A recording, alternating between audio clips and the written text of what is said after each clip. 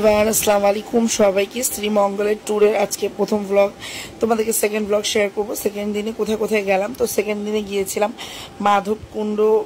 মাধবপুর লেকে। তো এটা ছিল মাধবপুর লেক। এখানে কোনো নৌকা চলে না। তো সেই সম্বন্ধে তোমাদেরকে আমি এই ব্লগে বলবো। তো অনেক সুন্দর এই জায়গাটা, ঠিক আছে, খুবই সুন্দর দেখতেই পাচ্ছ। তারপর চলে গিয়েছিলাম লাউয়াছড়া বাগানে দেখতে, গার্ডেন দেখতে। আর এখানে আসলে লাউয়াছড়া টি হাউস, তারপর হচ্ছে এখানে মিষ্টি মিষ্টি আনারস তোমরা অবশ্যই ট্রাই করবে, আমাদের মতো খুবই ভালো ছিল। আর সাথে দেখলাম এই যে দেখো লাউয়াছড়া বাগানের সৌন্দর্য, যে বন জঙ্গলের মধ্যে। তারপর চলে গিয়েছিলাম এটা হচ্ছে লাল পাহাড়ের সৌন্দর্য দেখতে। তো সবকিছু মিলাই থাকবে আজকের ব্লগে। তো চলো দেরি না করে ব্লগটি স্টার্ট করে ফেলি। তোমাদের কাছে কেমন লাগে আমার ব্লগ অবশ্যই কমেন্টে জানাতে ভুলবা না। তারপর চলে গিয়েছিলাম একটা রাবার বাগান, কিভাবে রাবার উৎপন্ন হয় সেটা দেখার জন্য তোমাদেরকে দেখিয়ে দিব। আর এ তো ডাব খেলাম, সবকিছু পাহাড়ি ডাবগুলো অনেক মিষ্টি হয়। এটা ছিল মাধবপুর লেকের বাইরেই। তো চলো let's go and see my blog. দেরি না করে ব্লগটা স্টার্ট করে ফেলি। আর তোমাদের কাছে কেমন লেগেছে ব্লগ অবশ্যই কমেন্ট বক্সে জানাবা। ভালো লাগলে অবশ্যই লাইক কমেন্ট শেয়ার করবা। চলো দেরি না করে ব্লগটা স্টার্ট করে ফেলি। বিসমিল্লাহির রহমানির রহিম। আসসালামু আলাইকুম সবাইকে। আশা করছি তোমরা অনেক ভালো আছো। তোমাদের দোয়া আল্লাহর মতো আমরা ভালো আছি। নতুন আরেকটি ব্লগে সবাইকে স্বাগত। তো শ্রীমঙ্গলের এই যে সেকেন্ড ডে কোথায় ঘোরাঘুরি করলাম, তো চলে গিয়েছিলাম মাধবপুর লেক দেখার জন্য। মাধবপুর লেক কিন্তু আলাদা, আর মাধবকুণ্ড ঝর্ণা কিন্তু আলাদা। তো এটা ছিল মাধবপুর লেক, যেটা অনেক সুন্দর আর খুবই লম্বা একটা রাস্তা।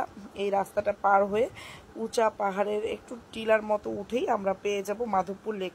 আর এই মাধবপুর লেকে কিন্তু কোনো নৌকা কোনো কিছুই চলে না।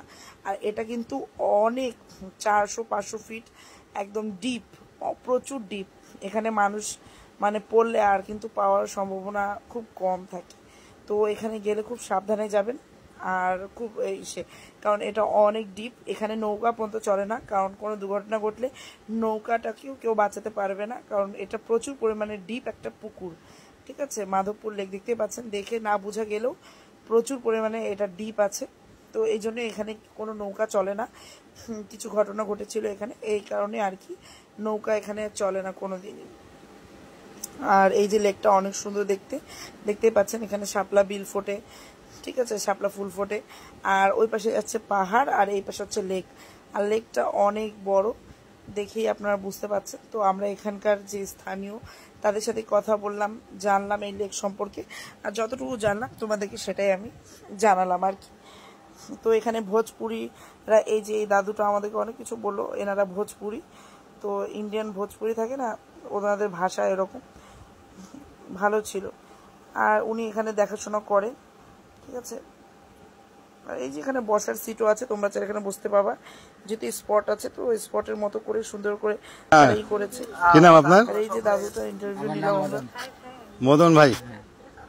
মদন ভাই হচ্ছেন শ্রীমঙ্গলের স্থানীয় বাসিন্দা। এনাদের আদি পিতা আসছেন ভোজপুর থেকে। অনেকগুলো ফ্যামিলি থাকেন এখানে, প্রায় 4 থেকে 5,000 ফ্যামিলি।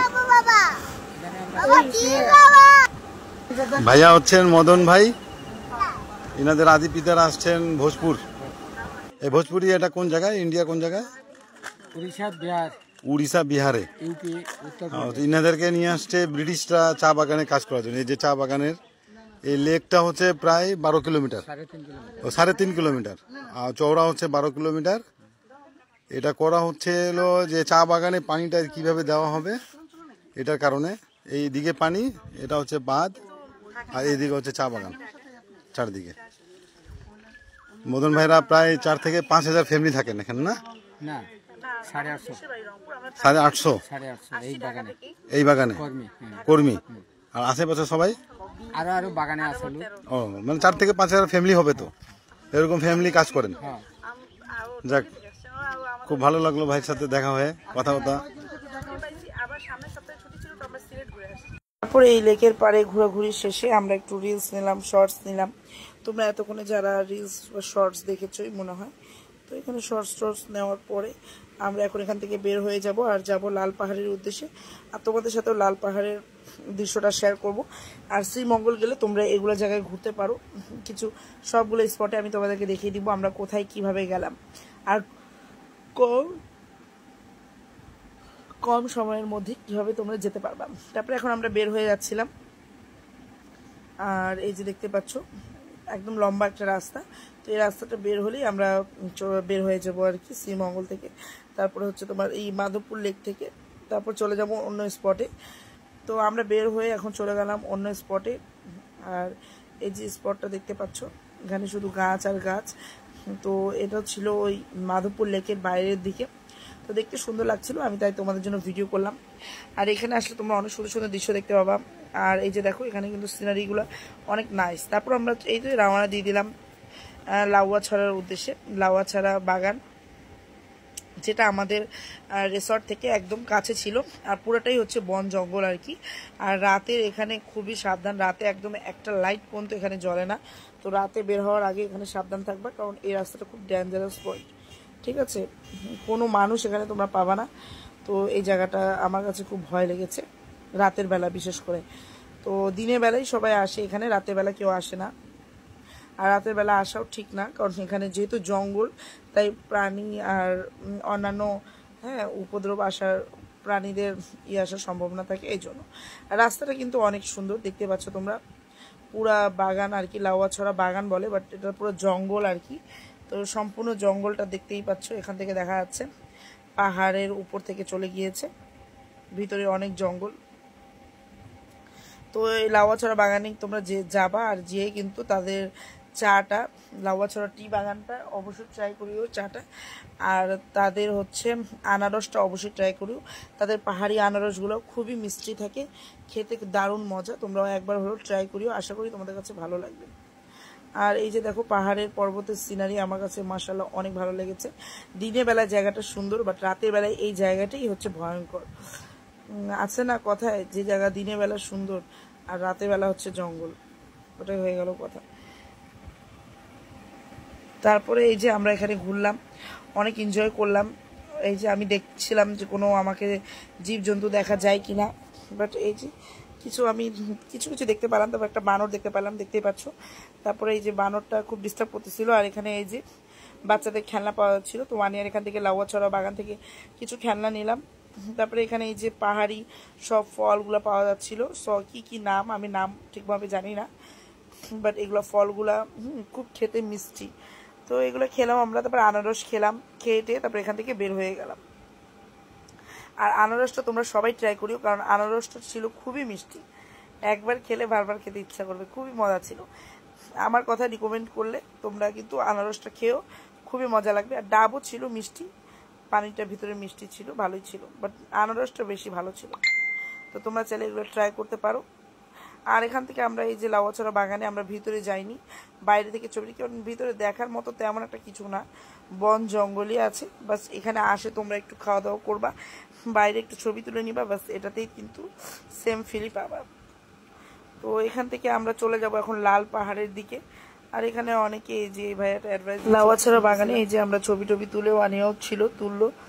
আর এই যে তারপরে একটু বসে আনারস খেলাম, মিষ্টি মিষ্টি আনারস, যেটা খুবই মজার ছিল। আমরা খুবই এনজয় করেছি, খুবই মজা লেগেছে। আর এখানে তোমরা গেলে একবার হলেও ট্রাই করিও, আশা করি তোমাদের কাছে ভালো লাগবে। আর এই জায়গাটা খুবই ভালো ছিল, এখানে অনেক কিছুই সবাই ভিড় লাগায়, এখানে বসে খাওয়া দাওয়া সব এনজয় করছিল। তারপরে এই যে দেখো 7 কালারের চা ছিল, তোমরা এটাও খেতে পারো। আর এই তো এখন আমরা জঙ্গল থেকে বের হয়ে চলে যাব লাল পাহাড়ে। এটা একটা স্পট লাল পাহাড়। তো এখন আমরা রওনা দিব সেখানের পথেই। তো অনেক ব্যাপারে খাওয়া দাওয়া করছিল, তো আমি এখানে বসে একটু সিনসিনারি নিলাম। তো আমরা আমাদের গাড়িতে বসে গেলাম, অটো মামার গাড়িতে। এখন মামা আমাদেরকে নিয়ে যাবে লাল পাহাড় স্পটে, তো সেখানে যাচ্ছিলাম। আর এই তো ওয়েদারটাকে এনজয় করতে করতে, আর দেখেন এগুলো ছোট ছোট কিন্তু সব কিন্তু চা বাগান, ঠিক আছে? শ্রীমঙ্গল মানে হচ্ছে চায়ের একদম সমরাজ্য আর কি। তো দেখতে পাচ্ছ। আর এই তো ভিতর থেকে আমাদেরকে নিয়ে যাচ্ছে, ভিতর রাস্তা দিয়ে হচ্ছে তোমার লাল পাহাড়ের দিকে। তো এই তো দেখতে দেখতে চলে আসছে লাল পাহাড়, ওই যে দেখতে পাচ্ছ টিলার মতো, সেটাই হচ্ছে লাল পাহাড়, আর তেমন কিছুই নেই। তো আমরা এখন লাল পাহাড়ে উঠবো আর দেখবো কেমন। তো প্রচুর রোদ ছিল, মানে চোখ খুলে যাচ্ছিল না, জাস্ট আমরা গিয়ে ওখানে ছবি তুলে চলে এসেছি। আর এই যে উঠতে, এই যে এখান থেকে উঠবো আর এখন ছবি তুলে জাস্ট আমরা বের হয়ে আসবো, কারণ প্রচুর রোদ ছিল। এত রোদে মানে মানে কেউ নাই, দেখো আমরাই আছি এই স্পটে। তো যেহেতু দেখার ছিল তো চলে আসলাম। তো ছাতা নিয়ে আমরা এসেছিলাম যে ভালো করে, এই যে দেখো জায়গাটা কিন্তু খুব সুন্দর, ছবি তুললেও অনেক ভালো হবে, বাট রোদের জন্য একদম মানে চোখ খুলতেই মানে প্রবলেম হচ্ছে। আর এই ছাতাটা আমরা হারিয়ে ফেলেছি সেই শ্রীমঙ্গলেই, এই যে দেখতেই পাচ্ছ। খুবই সুন্দর জায়গাটা, আশা করি তোমাদের কাছে ভালো লাগবে। আর আমার ব্লগ যদি তোমাদের কাছে অল্প পরিমাণে ভালো লেগে থাকে, প্লিজ লাইক কমেন্ট শেয়ার করতে ভুলবা না, আমাদের চ্যানেলের সঙ্গে থাকবা। প্রচুর রোদ ছিল, আমি রোদে একদম মানে হয়ে গিয়েছিলাম, কি আর বলি। তারপরে এখানে কিছু আমরা এই যে ভিডিও করলাম, কিছু সেলফি নিলাম আমি ওয়ানের পাপা। তো এই যে সেলফি নেওয়ার পরে এখন আমরা বাসার দিকে, তারপর গেলাম এই যে তাদের মণিপুরি কি কাপড়ের সব এই যে দোকান আছে, এগুলোতে গেলাম যে দেখি সেখানে কি কি পাওয়া যায়।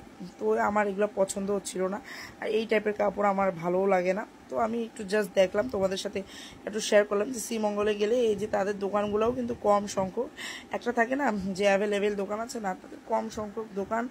আর এই যে নিয়ে বসে আছে, ট্যুরিস্টরা আসলে জাস্ট দেখে ঘুরে চলে যায় আর কি, এটাই আমার কাছে তেমন একটা ভালো লাগেনি। তো আমি এখানে একটু কিছু ভিডিও নিলাম, নেওয়ার পরে এই যে চলে গেলাম রাবার বাগানে। আর রাবার বাগানে দেখো আমাদের রাবার কিভাবে উৎপন্ন হয়, রেজার আর কি, তো ওটাই দেখানোর ছিল। তো আমরা দেখতেছিলাম আর আমাদেরকে দেখাচ্ছিল আর কি কীভাবে রাবার উৎপন্ন হয়। তো এই রাবার বাগানে কিছু ছবি টবি ক্লিক করলাম, যেহেতু গিয়েছি ছবি ক্লিক না করলে হয়, তাই এইটাই ছিল আমাদের লাস্ট স্পট আজকে। এইগুলোই ঘোরাফেরা করলাম শ্রীমঙ্গলে দ্বিতীয় দিনে। তো প্রচুর ভালো লেগেছে, আমরা ছিলাম মোট 4 দিন। 4 দিনের মধ্যে দ্বিতীয় দিন এখানেই ঘুরেছি। আর এখানে কিন্তু সাপ থাকে, তাই সাবধানে যাওয়াই, আর বেশি ভিতরে আমরা ঢুকিনি। রাবার বাগানে কিন্তু সাপ থাকে। তো এই যে রাবার বাগানে আমরা ঘুরে টুরে এখন আমাদের স্পট কভার হয়ে এখন আমরা দুপুরে খাওয়া দাওয়া করার জন্য বের হয়ে যাব। আর কালকের ব্লগে দেখতে পারবো আমরা কোথায় খাইলাম কি করলাম। আর এখানে একটু কিছুক্ষণ থেকে ছবি টবি তুলে আমরা বের হয়ে গেলাম। সবাই ভালো থাকবা, সুস্থ থাকবা, আমাদের জন্য দোয়া করবা। নেক্সট ব্লগে আবার দেখা হবে নতুন কিছু শ্রীমঙ্গলের নতুন কোনো স্পট নিয়ে। ততক্ষণের জন্য চোখ রাখতে ভুলবা না। আল্লাহ হাফিজ, আসসালামু আলাইকুম।